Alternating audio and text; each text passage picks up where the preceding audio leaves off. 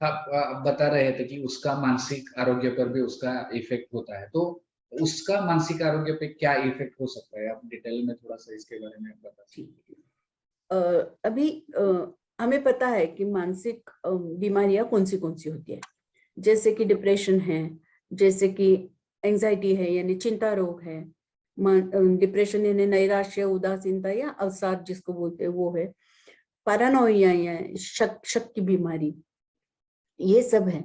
तो हमें जब नींद की बीमारियां होती है, एपेटाइट यानी खाना, बहुत ज्यादा खाना या बिल्कुल खाना नहीं है, ये बॉडी इमेज वाली बीमारियां होती है।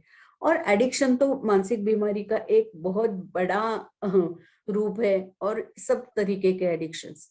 तो जब हम हमेशा स्ट्रेस में रहेंगे कि बाबा कल का मेरा काम होगा कि नहीं, ये मेरा ये ठीक चीज सही से हो, मैं टाइम पे ऑफिस पहुंचूंगे कि नहीं, या मेरा किसी के साथ झगड़ा होगा तो कोई बीच में लेन काट के, मैं ड्राइविंग कर रही हूँ, किसी ने लेन काटी और मेरा एक्सीडेंट हुआ तो अरे बाप रे।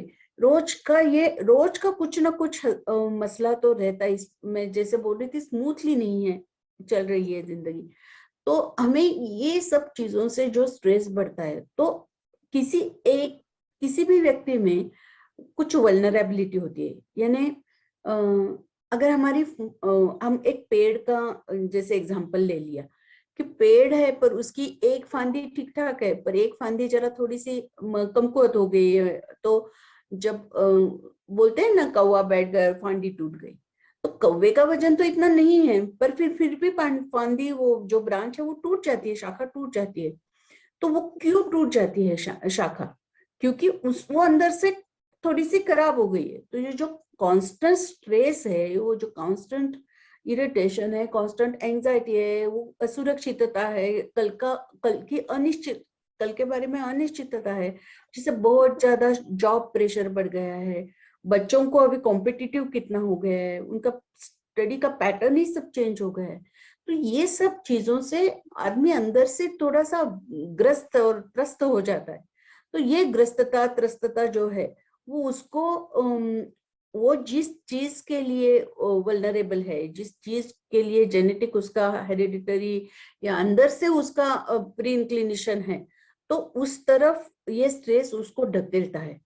तो फिर डिप्रेशन जो जिसको डिप्रेशन हो सकता है, होना है हेरिडिटरी चीजों की वजह से, उसको डिप्रेशन बहुत जल्दी आएगा, बहुत ज्यादा आएगा, या चिंता रोग हो जाएगा। जैसे हमने कोरोना में देख लिया, ऑब्सेसिव कंपल्सिव डिसऑर्डर, तो वो हाथ धोना गंदा लग रहा है, हाथ धोना गंदा लग रहा है, हाथ धोना, ये ऐसी चीजों को बोलते ऑब्सेसिव कंपल्सिव डिसऑर्डर। तो इस ऐसी चीजों में बड़ा आया हुआ हमने देखा। फिर कोई, मुझे बहुत ज्यादा टेंशन है, मुझे बहुत ज्यादा तकलीफें है, तो मैं किसी पे मेरा ब्लेम डालना चाहती हूँ। कोई भी मनुष्य का, ये इंसान का ये बिल्कुल बेसिक नेचर है कि हमारी तकलीफ के लिए हम अंदर झांकते नहीं है, हम बाहर किसी को ब्लेम करना चाहते हैं। तो इसकी वो उसमें भी बहुत बड़ाई होती है, बढ़ जाता है ये चीज। और फिर हम किसी और के बारे में बहुत ज्यादा सस्पिशियस हो जाते हैं।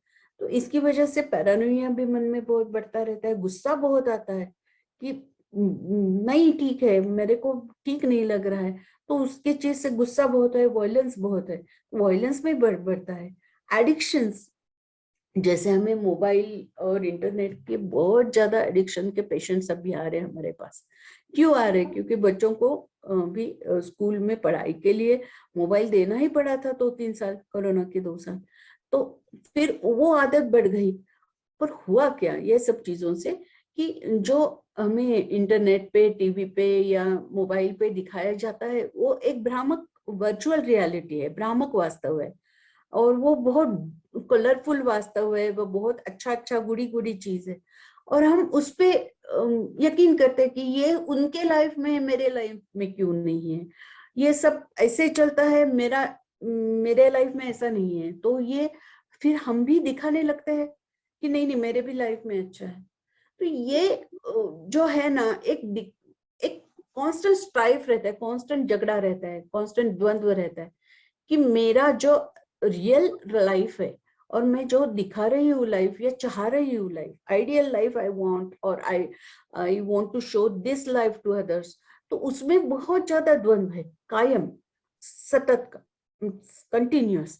तो ये सब चीजों से मुझे लगता है कि बहुत तकलीफ में हम जाते हैं, कंपैरिजन या किसी और का और से बहुत ज्यादा जेलस होना और शक करना और असुरक्षितता, अनिश्चितता, ये आज के लाइफ का फंडा हो गया है, एकदम मूलभूत उसका बेसिक फैक्टर हो गया है। तो उससे हमें बहुत, as a society we are in trouble.